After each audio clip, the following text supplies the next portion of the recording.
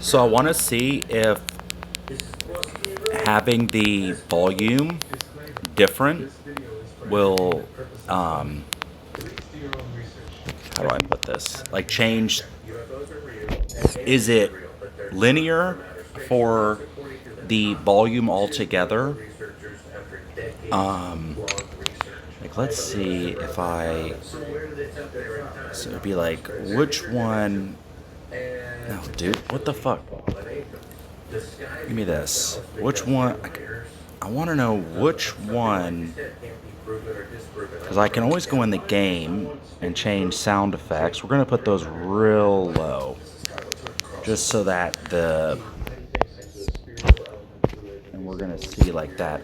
But I saw a video, and this is something I'd like to touch base on. And again, I'm, actually more just speaking to the phone. Probably no one's going to watch this, so it really doesn't matter. But I'm writing a book about this, so I saw a video, and it was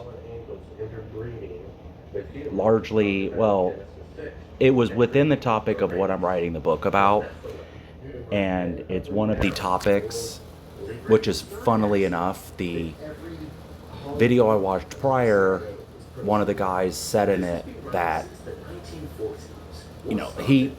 he said something about the concept of the vampire, and then the other chick was talking about the city that I'm from, New Orleans, and I've lived in the French Quarter in New Orleans, and people will frequently ask me, oh, have you experienced any like thing paranormal? And I can absolutely say that I have had experiences dealing, or I have had experiences dealing with what could be perceived as paranormal, but the concept of paranormal, it's such a, like, now, well, after having had those sorts of experiences, um, the how do I put this? What we see in movies is very, very similar. It's very similar. Um, but anyone that's experiencing anything paranormal, more often than not, coming from my own experience, you are not in a good state of mind. It's not like you are, everything is going really well, your house is really clean, or your apartment's really clean, you're really well kept, your relationships are good, you are in a healthy state of mind. Anything like that is absolutely done during periods of perhaps addiction, whatever that may be. You might be utilizing drugs or alcohol, or you're going out a lot and you're behaving in ways that inherently you shouldn't be behaving. And it becomes this culminating thing to when it does happen, it's seen as, oh, well, you're hallucinating, right? You know, and I have been admitted to hospital after, well, during one of these experiences, and the psychiatrist that talked to me, because I was technically going through withdrawals from alcohol. That was what was happening. And you get something called delirium, I think it's delirium tremens or delirium tremors, the DTs. You go in the DTs and you can start hallucinating. Now, given that it's been more than just a few times that this has happened, from what I've gathered of what people experience, and my dad, who has been around for pretty much all of it, he has said that normally they are not, him and the psychiatrist, normally they are not as vivid, and people are not able to, especially once they get the shakes or the withdrawals or the hallucinations or whatever to stop. they can't recall them um, as explicitly or as clearly. It's not as intense. And now maybe, I asked the doctor this, but maybe it's because I've done a lot of psychedelics, and they've said yes, maybe that, that could have had something to do with it. But even when I would take psychedelics, some people would not have as uh, vibrant or intense experiences that I would, which, a guy that I used to be friends with, he was a chemistry major, and so he knew guys that could get pretty much anything like shrooms, DMT, peyote, like any psychedelic that you can think of. And it's also they were wondering or questioning if it is something to do with perhaps schizophrenia, but that, which I'm not ruling out. But when I'm not under the influence or effects of withdrawals from alcohol, none of this stuff happens. And one of the things that is so, you know, repetitive is that it feels like when it all starts up again, it is like whatever at the time it makes no sense really when you are not under that, effects of withdrawals. It's like whatever is there is right back. Okay? It's not like it's different. It's not like it's, like my dad has said that there was this chick who would see shadows on the wall, or you would see like things out of your periphery. There is so much, dude, about what is said during paranormal experiences that are so accurate, like the orbs, or, you know, oppressive thoughts, really negative thoughts. It's always just really dark. It is really dark. And to swing back to the way I introduced this was the vampire. It is something, it is a substance in which you invite in to your body. You decide to behave this way or to ingest these things or these substances that put you in these mindsets of what feels like extreme oppression. And this all happened in the French Quarter. And when I mean in the French Quarter, dude, I mean one of the, I lived in three separate places or three separate locations.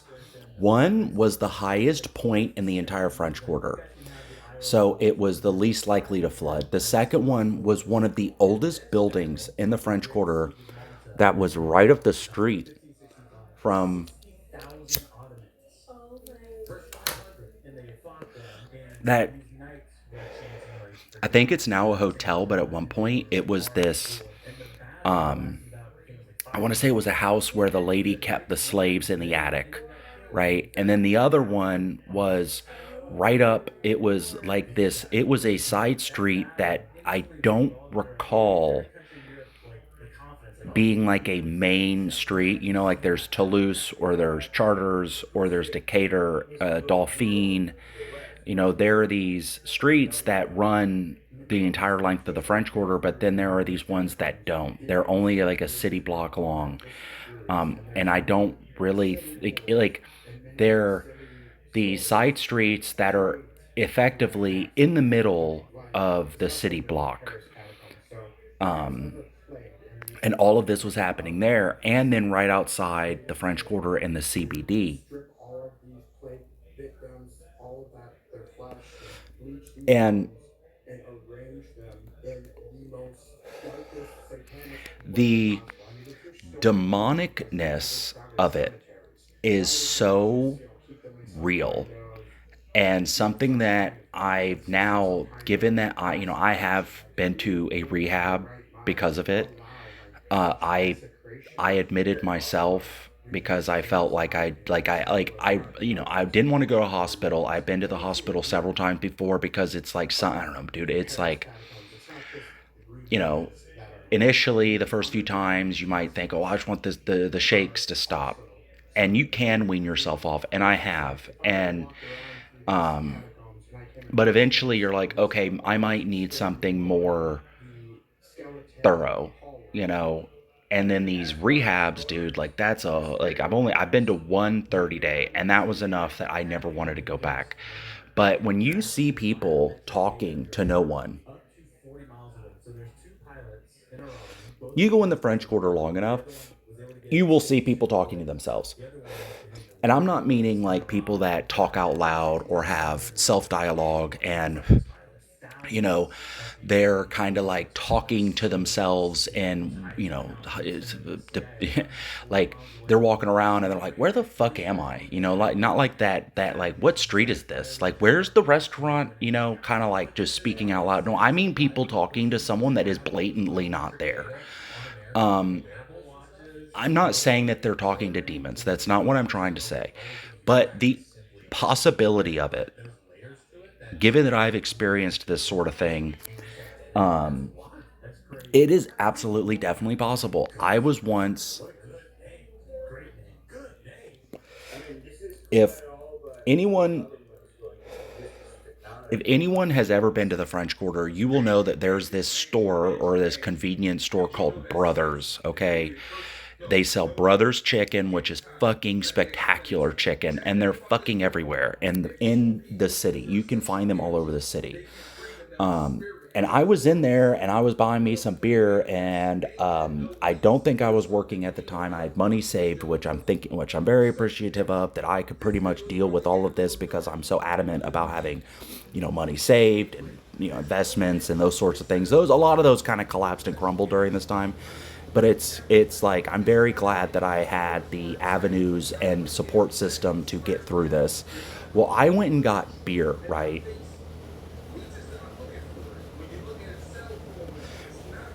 I think it was it was cans. I know they were cans. I don't know if it was a 12 or 24 pack, but it was probably a 24 pack. And I'm like, and one of the ladies in there, she kind of knew me. I went in frequently, and I was always really cool with her. I had no fucking clue where she was from because she really didn't speak very good English. But anyway, she always just recognized me, so she would like call me if she would.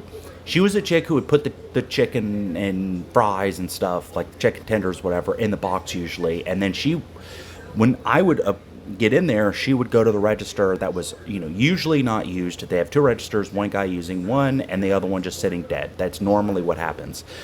Well, she would go and use the other one to let me get my stuff and leave. Well, there was this, like, I'm checking out, hey, how you doing, whatever. Oh, I'm good, thanks, whatever. Or however she would say, oh, I'm, very broken English. Oh, I'm very good, I'm good, thanks, how are you? I'm chilling, whatever, blah blah blah. And people buying beer in the daytime, noon, is not fucking uncommon at all. Like, it's like a thing. Being a raging alcoholic in the French Quarter is so fucking common. It is so normal. It's not weird at all. So she's not looking at me some kind of way, thinking like, "What the fuck is this dude doing buying beer at noon or 11 or 10 a.m. whatever the fuck time it was?" Right? Well, this person came over and is like, he introduces himself to me, and his name was Nathaniel. Okay, it was a black guy, very normal looking black guy.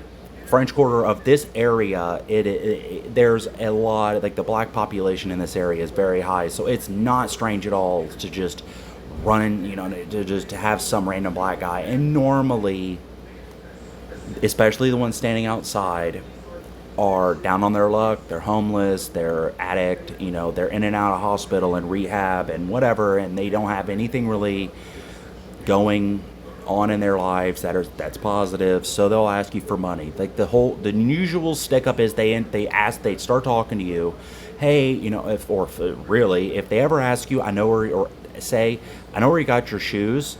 The answer is on your feet. If you say on your feet, then they're just going to continue. They're going to continue and continue and continue.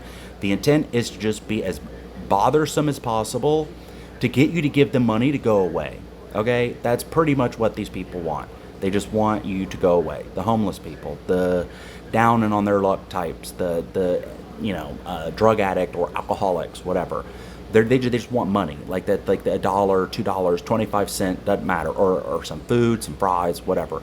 So he like introduces himself to me, and he's like, you have a really good energy, and I'm like, oh, thanks. Like, I don't remember know if he asked me my name or I know he gave me his name, and I am terrible with names, by the way. So how I'm able to remember this guy's name, no idea. Well, I'm sitting there talking to this dude, and I look over because I'm about to pay. I had my card out. I'm waiting for her to ring it up. I'm kind of checking her, and I look over to her, and she's looking at me like, "Who are you talking to?" And then I look at him, and bear in mind, this is like maybe 30 to 40% way through of the like several years that it took for me to get my drinking under control.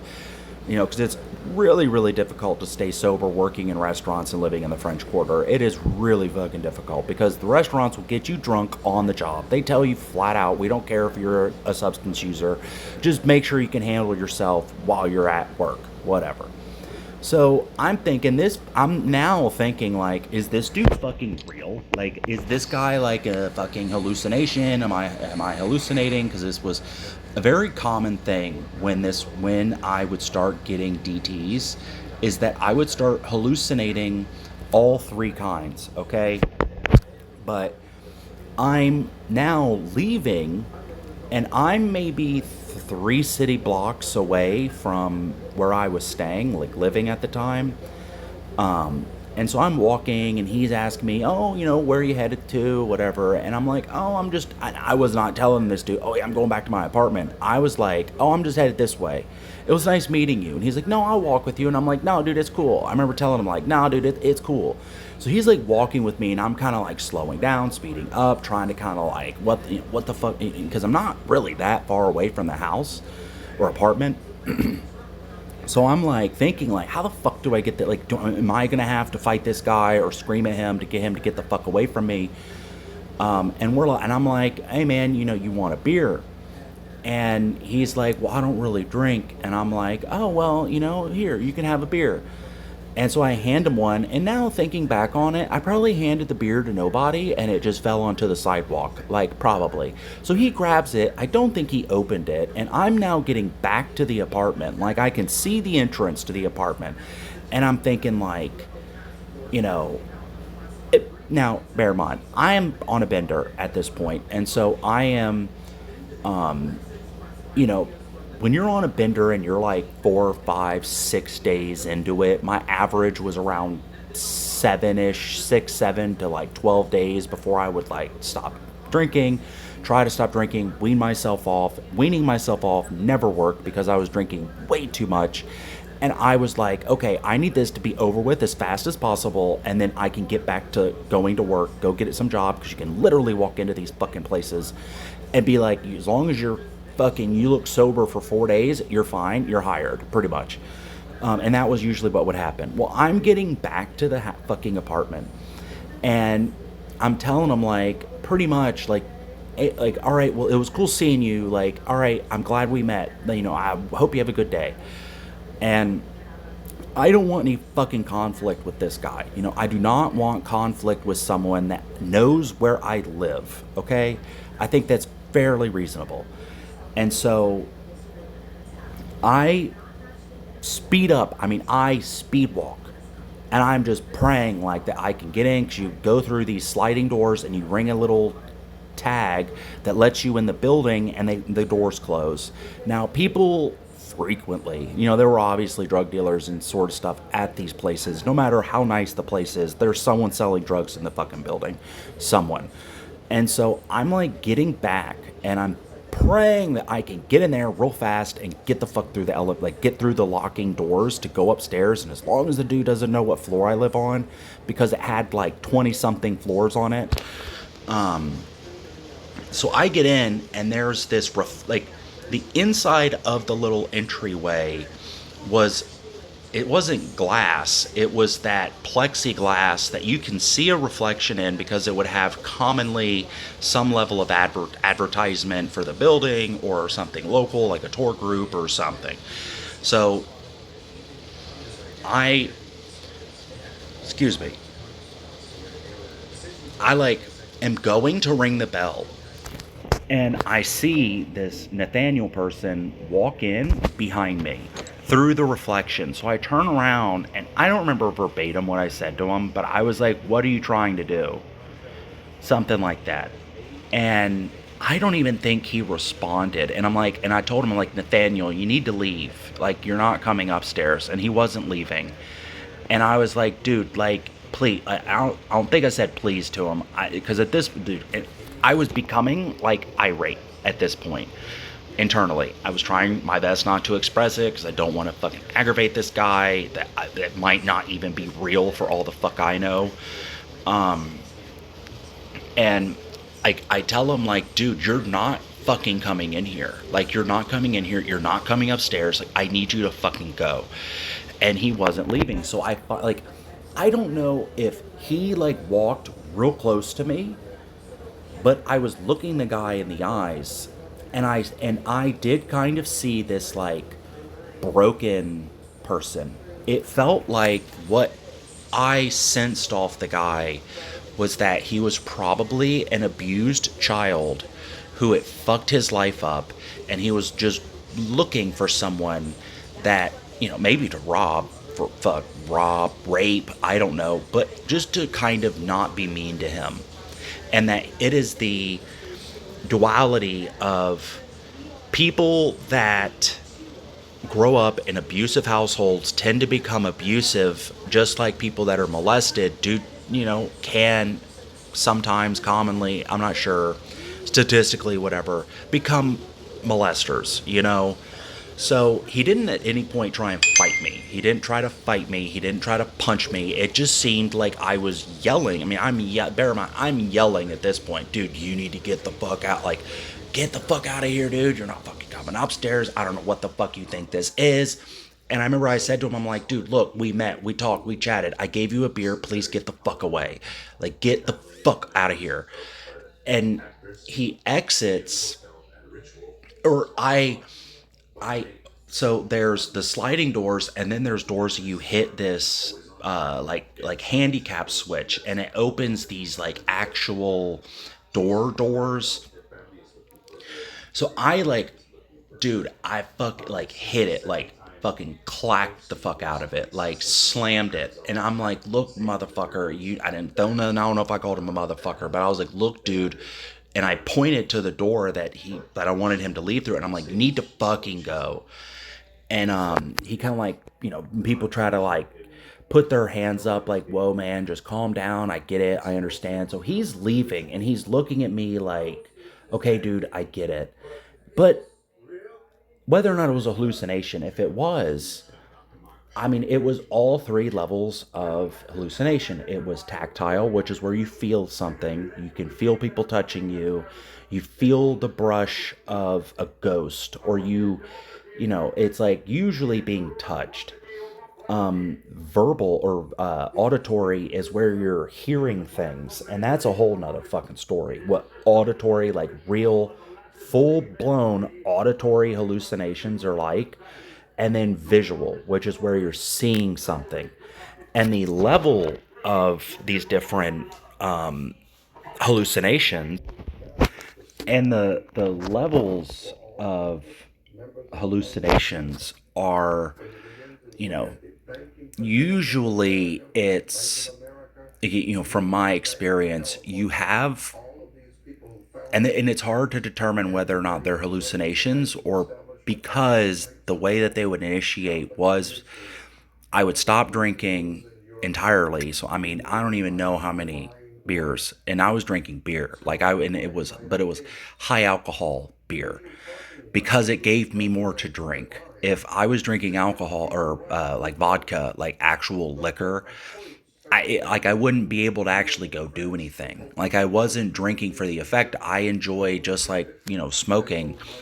I like the act of smoking. Like if I could have a cigarette that was an inch long versus whatever 2.5 inches they are, I would sit and smoke more of them. It doesn't matter if it's stronger or not, whatever. Um, but you stop, then you get insomnia because your sleep cycle's all fucked up. When you stop drinking completely off, just completely, you your whole body chemistry changes, so you don't fall asleep at all. And the first night you won't sleep at all. You'll lay awake all night, and then it's the second night, and then it's the third day, and usually it's leading the third day, or roundish the 72-hour mark, is when you start seeing what I call greebles. That's what I call them, is greebles. And it's, when your cat is looking around and sees something and you don't see it. Well, I've hallucinated that I was seeing what the cat was seeing. And they are like flicker. I've explained this to doctors and psychiatrists. It's like flickering lights the size of a very small diamond. That, like, when you take a diamond and it has those like real bright flickering qualities to it, it's that. But it feels, what time is it? 9:30. Okay, cool. But it feels like, damn, I just lost my train of thought. Oh, they have how do I put it, like sentience. It feels like they know, like they're aware, and they start off by being in your periphery, and then it will get to where it's more overt. They're right in your, not right in your face, but they do eventually. But they'll be at a distance, and you'll see them whipping, like wisping through the room. And it, like, it gets so fucking complex when it's all going. I mean, when it gets like, I mean, dude, when you're like really tripping out, like fucking hallucinating, um, and to the, like, once that starts happening, I would just know, like, okay, I'm gonna start to be here, like I'm gonna start hearing shit, like I'm gonna start fucking hearing shit. And it normally starts with something very, very simple. Your hearing and everything gets very acute.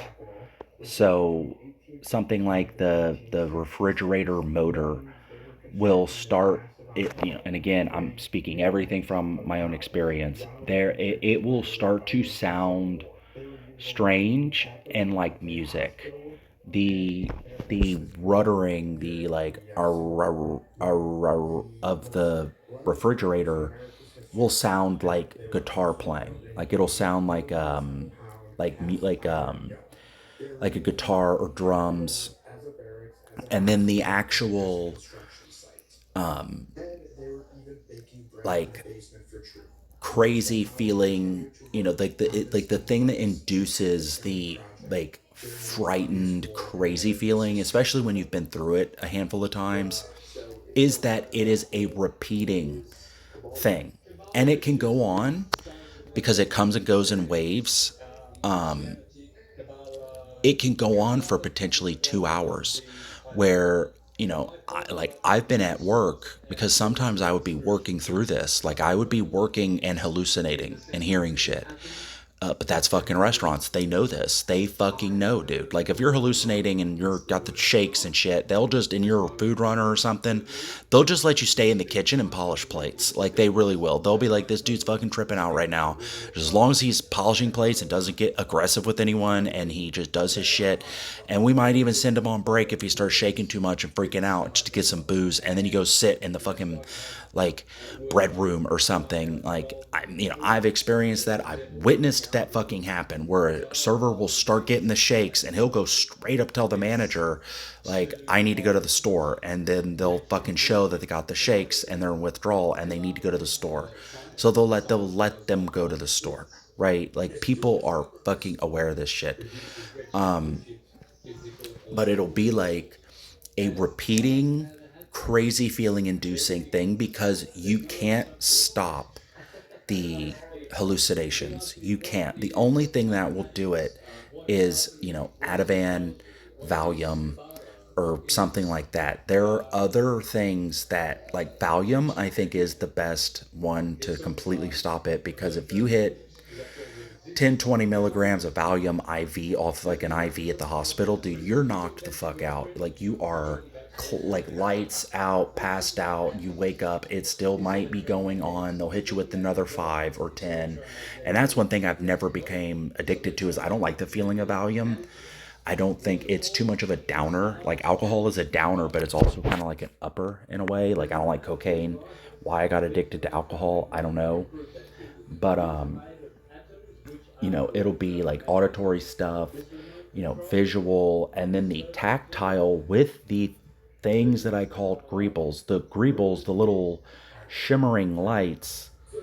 And bear in mind, this is all happening in the French Quarter. Like this is happening in the French Quarter in a very old fucking building. And then there's all this other stuff that is happening that makes you like really question your sanity living down there. I mean, and because prior to all this happening, I was a regular drinker, but that was so fucking common. I mean, it's so common. You're the guy that lives in the French Quarter. Of course, people are gonna want to come down and go out in the French Quarter and smoke weed and have some beer. And but it just eventually got to a point where it was really, really bad. And the greebles, the white lights will feel like they're like moving closer and closer to you as you descend into this days and days and days awake. If you are sleeping, you're never in REM sleep. You're never actually asleep. You're kind of somewhat asleep. And it feels like these things come and land on you, which is the bugs crawling under the skin feeling.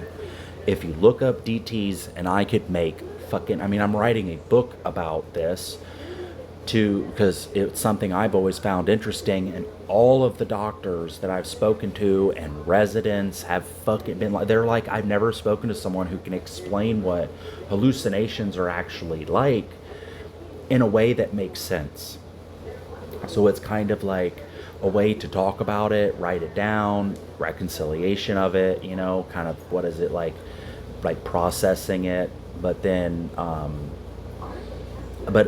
I could also make fucking probably 100 videos about this, getting into each and every topic. It would literally be 100 hours of video, probably. But so it gets to a point where, like Nathaniel, who probably wasn't there, where you're talking to like straight up real. I mean, when I'm telling you these hallucinations are real, like they feel real. I mean, it is like I have seen objects in my apartment, like when I lived at the place that was right up the street from where that lady had all them slaves in the attic. I mean, I crawled up and looked into the attic of the place I was living at, and it still has soot from when back in the 1700s when the city burned down, like 70% of the city burned down or something.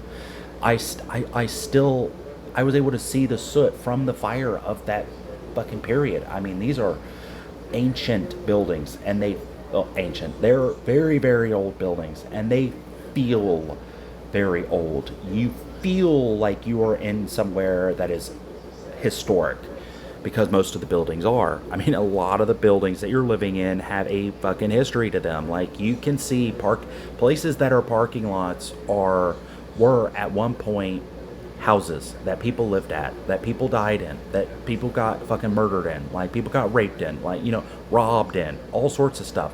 I lived right, I mean, I was working very close to the pharmacy museum, okay, where Dr. Duplo or Dr. Dupas, because I would stand out and listen to all these tour guides, and I lived down there, so I fucking knew all about the city.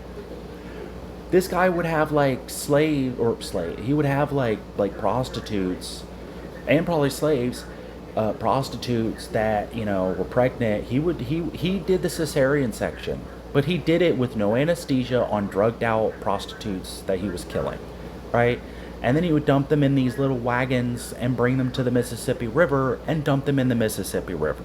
You know, and I'm even getting freaking creeped out talking about this because it is such like that's why this book is going to take so long to fucking write because I can't write a lot of it at one sitting because it really does just bring me PTSD, you know.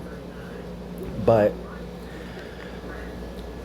it's like you can't go anywhere. Like when you full blown stop drinking, you can't go anywhere, right? Because you're shaking. And if you're not shaking, then you're totally wigged out, dude. Like I would try to walk certain places, even the store to get food or something. And you simply can't eventually. You can't. Um, I remember I remember you like okay, you can go outside and the sounds of the cars are freaking you out. The fucking because they're so like it honestly feels like the however it's explained of like people with really heavy autism having issues being in public spaces that are really loud and a lot of clanging noise and things like that and it's just totally freaking them out. That it dude, if it's anything even remotely close to that, then yeah, it is a fucking horrible experience. If schizophrenia is any worse, not as bad, the same as what I was experiencing, dude, I could not imagine, dude, having schizophrenia. Like, it is just like a terrifying thing. And when you live in the French Quarter, and you don't leave the French Quarter for years, you see a lot of the same people, and sometimes that's a good thing, sometimes that's not a good thing. And it's not a good thing when people know stuff that you have or where you live and they got something against you because they're, and like just looking for a problem. That that sort of thing, it it puts you in this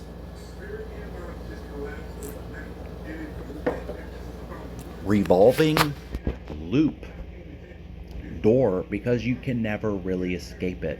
Like I had a car, I still have the same car, and I remember it got the back window busted out. It like got a fucking nail in the tire, and the tire fucking went flat, and I had to get the tire replaced. But I wasn't driving it, and then I hadn't driven it forever because it was like I live in the French Quarter. I don't need to be driving a car. I'll just leave it in the parking lot that I get real cheap because I work at the restaurant that also gives parking, so I can just leave my car there permanently.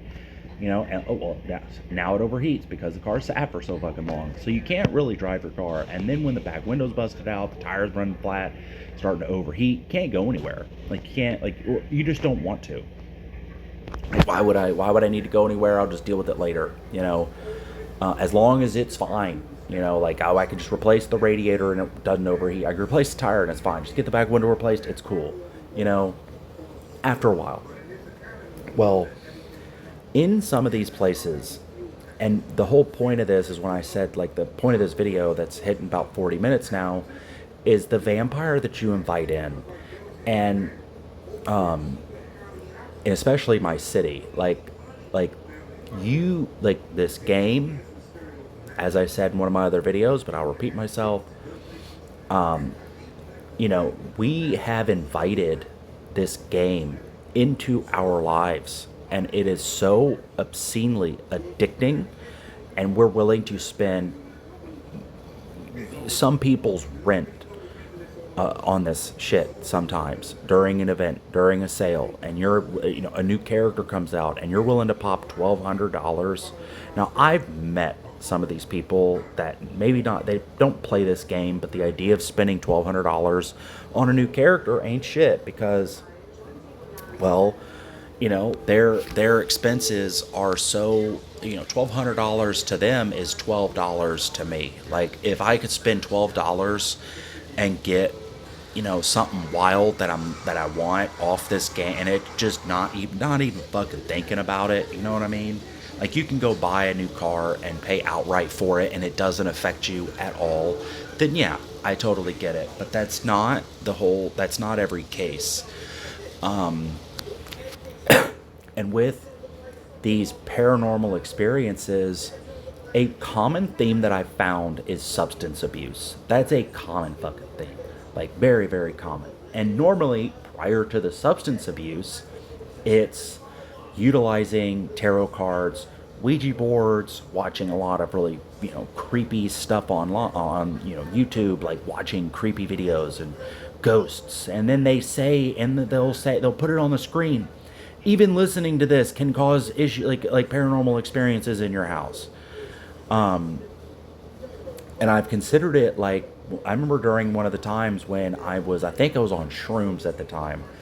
I thought of, you know, like paranormal stuff. I was thinking about it, and I remember thinking it's like being in a room and there's bugs outside and there's a window, and you open the window and you can let the bugs can come in. You can close the window, but the bugs are not outside again.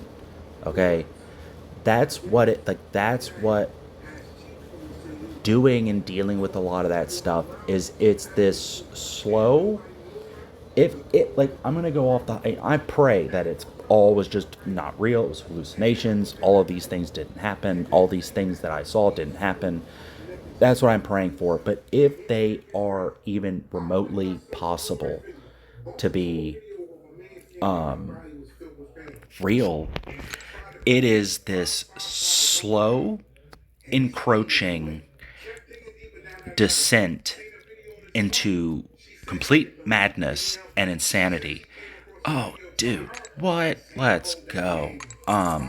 And once you get to that point, once you're the, I mean, if I kept on what I was doing, I would have been one of those crazy homeless people on the streets. I obviously would not have stayed. I mean, I wouldn't have stayed in New Orleans because I would have fled in my car before all of that. I would have maxed out all my credit cards and like just fucking went totally nuts. But the person sitting and shouting at something that's not there, you never fucking know, dude. Like, it would be so fucked up that we see these people as, oh, they're just, they're a drug addict, Looney Tune, homeless person who's lost their mind. Well, what if they really were, in these fucking French Quarter places? I've wondered, like, what if there is something that I can't see, and that person is like this demon or ghost or spirit, whatever you want to call it, is following this person around, making them insane. Because, like, and it's gotten so bad, dude. Like, what is it, like fentanyl? Fentanyl has gotten so bad. Like, when I was in rehab,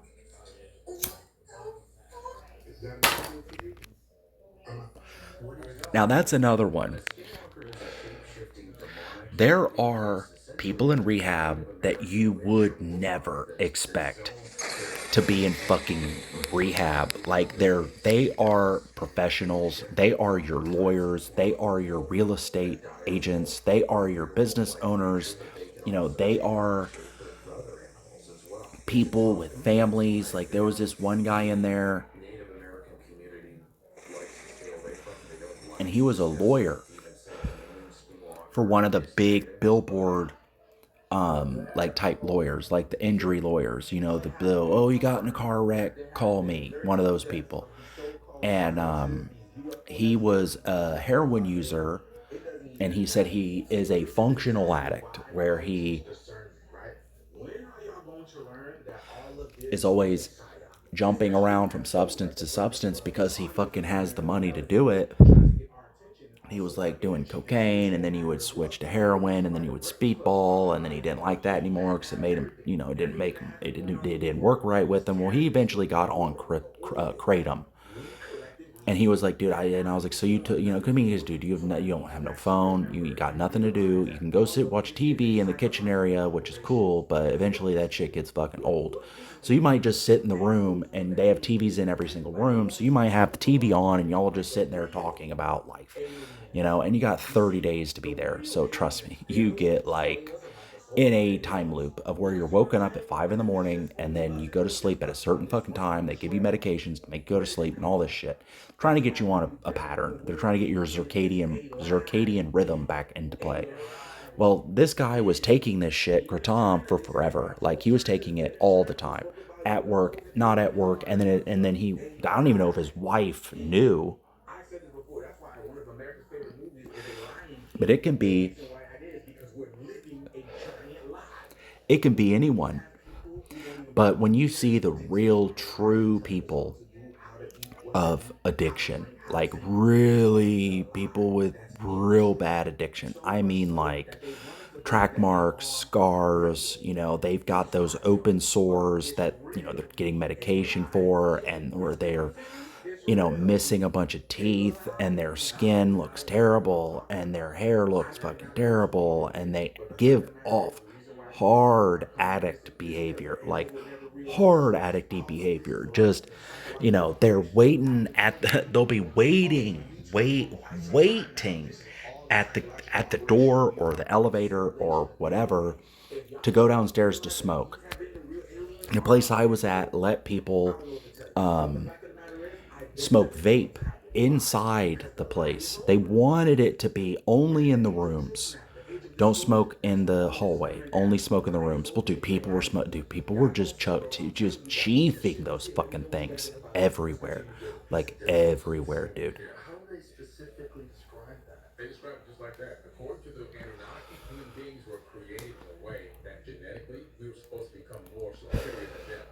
And I mean, in these places, it's insane. Like one guy, I don't remember his name. I remember things about him, but I don't remember his name.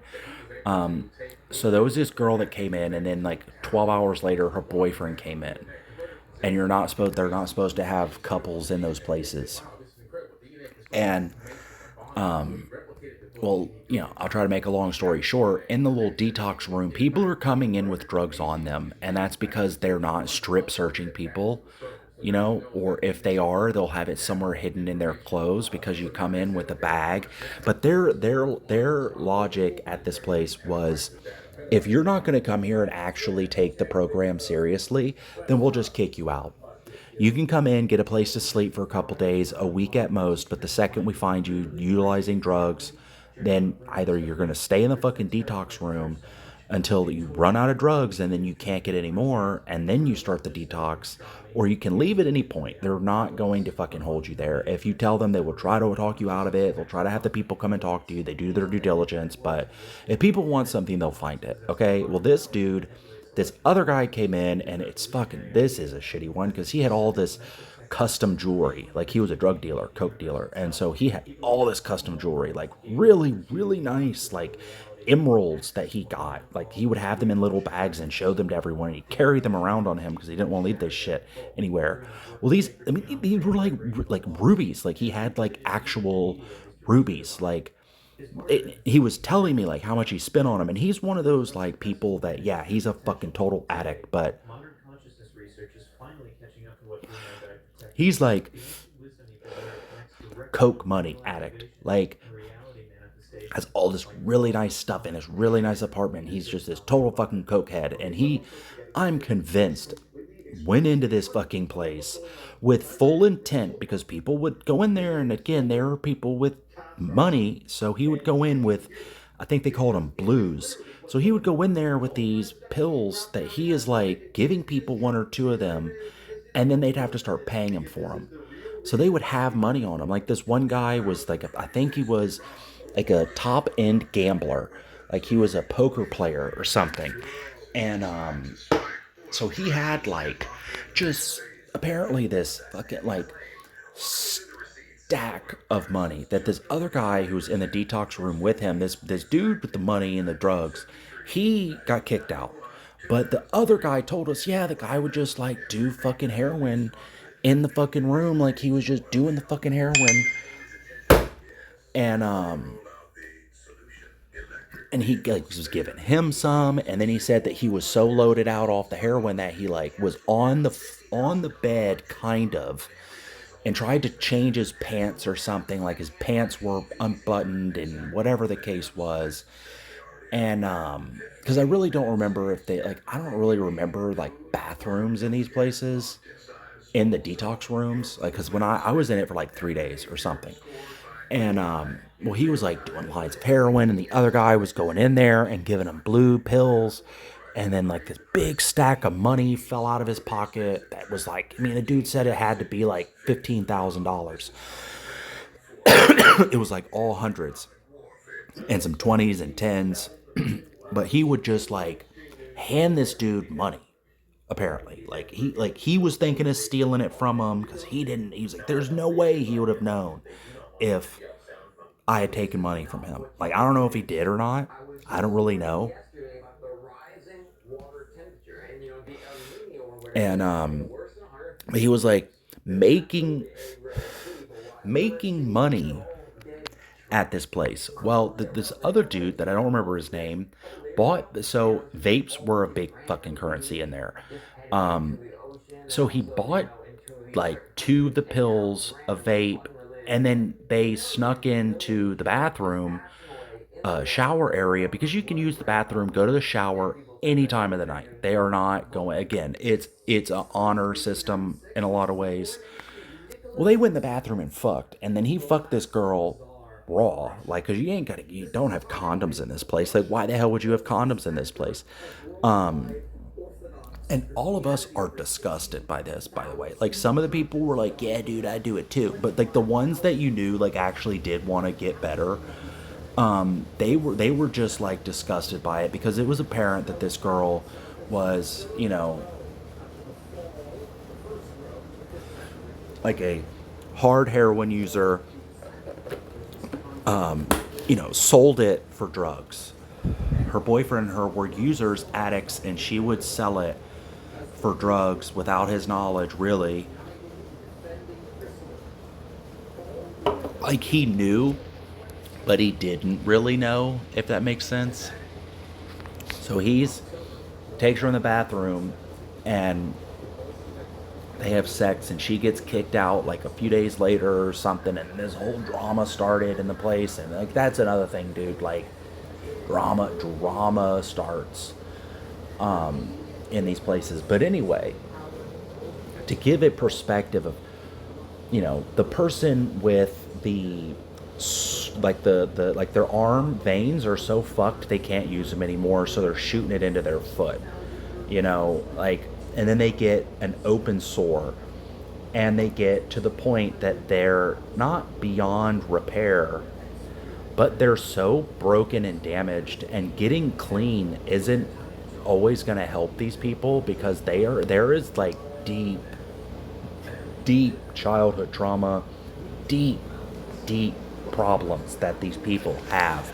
And it's sad, because a lot of them are very, very talented people. They're very smart people. They're very talented people. They are just broken children that, great.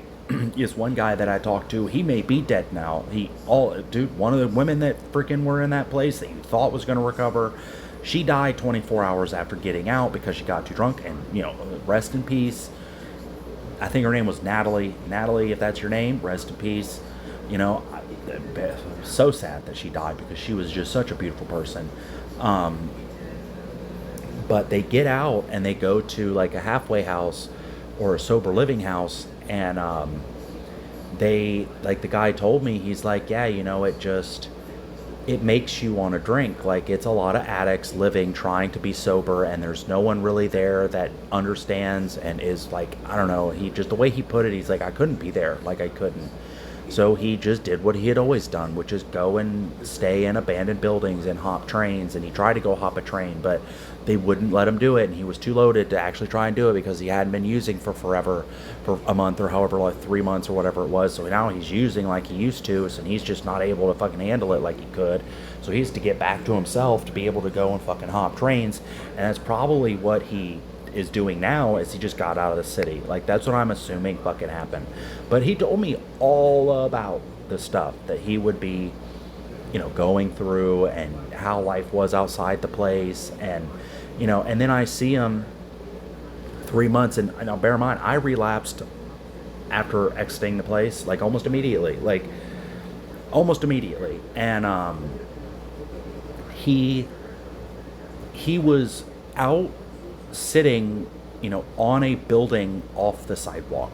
Like, they'll have these little areas because the sidewalks and streets aren't real straight, so some of them will be higher than the other because they put them on flat foundation.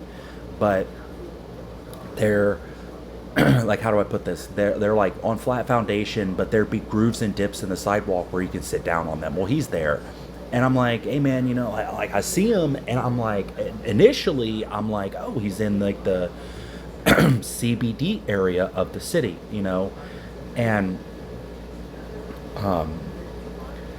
I get up close to him, and I immediately, like, dude, you know what I mean? I was a raging alcoholic for like three years or so, where it was bad. So I can spot when someone is using. Like, you can spot it, and it's usually, especially with alcohol. And that was one of this dude. We'll call him T. Okay, we'll call him T. That was one of T's things. Was he liked liquor? He liked liquor. He wasn't a big fan of heroin. He liked like meth, I think, because he liked to go do stuff. Like, he wanted to go do something, but he was willing to take anything. But his choice was like coke, meth, alcohol, weed, pills. If he's doing like heroin, he needs to be also speedballing, which I think is where you're doing cocaine with it. And he's getting, like, if when people are using certain substances to such a degree, they get what, like, I think my dad has called them like picking marks. Like, it's the bugs under your skin that they're trying to pick out, I think is what it is. So, like, the sore on his leg was getting worse again. So he would probably eventually lose his leg. And then, like, he's getting all these, like, spots on his face. And then there's this other girl that I still somewhat keep in contact with, who, again, total justified reasons why she relapsed and got so heavy and into it. And, she was trying to get better and seek help. And her family was very supportive. And so I'm hoping she's doing okay.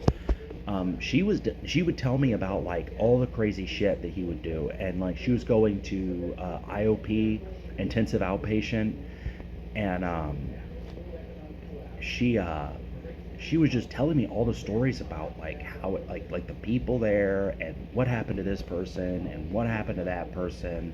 And then this guy, that everything that he amalgamated in the rehab was all gone. It was all traded, sold, stolen. And I asked him, like, when do you plan to try to, like, go somewhere else and get help? And I mean, the honest answer he had was pretty much like, no, I like living this way, and some of those people, they have invited the vampire in, and they're totally complicit with all of what that brings, which is theft, robberies, selling themselves, selling somebody else, getting a come up, getting a lick, or whatever the hell it's called. Like, they're totally cool with it. I mean, this dude just straight up said, like,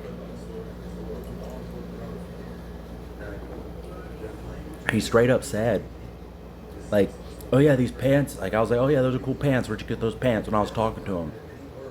And he was like, oh yeah, these pants, yeah, like, man, because it's kind of how he would talk. He was like, man, like, I just go in a place, and, I, like, kind of look at the cashier, and and pretty much they know what's up. Like, they know what's happening. Like they're not gonna stop him. They're like, nobody's gonna stop this dude. Like, if you knew what he looked like, and it's so fucking shitty, because I wanted to make a portrait of him. No one's gonna stop him. No one's gonna tell him fucking anything. Like, like, he just went in and stole some fucking pants. Like, oh yeah, man, I had this bag. It was a real cool bag. I was, like, in the French market, and I just took it off, put it on, and walked away. Like, no one's gonna say shit. And then if he gets arrested, like, he don't fucking care. Like, he doesn't fucking care. He's gonna, like, Because like the streets talk or whatever, he may fucking know or find out shit you're getting looked for. Well, he'll just go sit and hide in a fucking an abandoned building and do drugs for a couple days and try and like get real loaded, and then they'll just let him out. Like if he gets arrested, if he does, which I don't even know if he ever really did, but that's that sort of thing. Like, and he's not even from here. He was drawn here. His lifestyle led him here. And if there is like demons or evil entities or spirits or whatever, they draw people in and then take absolute utter control and advantage of them. And when people come here and they feel it, like you can feel it when you're here, and it's ineffable. It really is ineffable. But yeah, I have work today. I actually have work in a little over 30 minutes, but I'm opening, so I'm not really concerned about it because I won't be there much longer. I'm usually off today, so today they can go disconcern themselves with, my performance. Like, I'd like 2 days off a week. I don't think anyone wants to be at a job 6 days a row, 6 days in a row. Maybe it's something you love or you make a lot of money doing. You're fine with it because once that paycheck comes, you're cool with it. But usually the weekdays at the place that I'm working is not very good money for the morning. It's kind of one of those like, I guess, yeah, whatever. I can put gas in the car and like go get some lunch and have a little bit left over, sure, but none of that would be necessary because otherwise you really, like, you already got gas in the car, like, fuck, you go to the gym, work on some other stuff, play the game, try to be productive. But yeah, to give a small synopsis of the point of this is the vampire you invite in is something that it's like, you know, you invited in this game, we invited in, and that's the same with alcohol, that's the same with relationships, that's the same with fucking anything. We invite the shit in, and then it completely takes over our lives, and it can completely destroy us. But you know, God is good. I'm definitely a Christian. Lord Jesus Christ is my Lord and Savior. I love him. Big homie upstairs. But yeah, all right.